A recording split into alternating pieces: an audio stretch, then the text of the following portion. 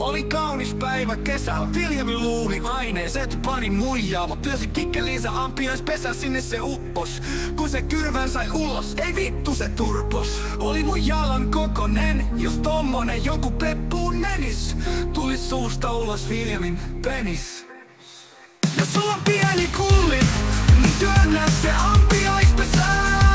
Se on uusi toimiva taktiikka, harvi ku ampiaiset on lomalla talvella. Mulla oli pieni kulli, että ampiaiset voisi tulla talvellakin. Duuni muija luuli mun kikeli ampiaiseks. Kun yöllä mä lasin niin, että sä pöräsi kun lensi sperma, niin pienet kassit, että ei sitä voi ees kutsua spermaksi. Enemmänkin pippeli pieruksi, ehkä voisin pukeutua itse ampiaiseksi. Ja Melissa hamppunaiseksi. Dennis on pörjää perhe ja amppari suvun. Nostan kaikkien nimillä pikavippiä ja ostan kalliin turripuvun. Ja vielä kalliimman penispumpun. Käytän ekana pumppua ja sitten ampiaispesää. Niin ehkä mun pippeli muuttuu yhtä isoksi kuin Viljamin.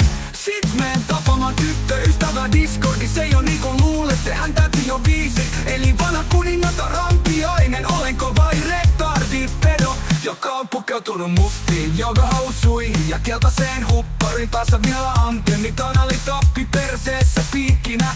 Voi vittu olinkin vain Viljamin kohdassa. Heräsin nurmikolta alasti, miksi mun ränneessä piikkejä? Enkö olekaan ampiainen ja missä mun nainen?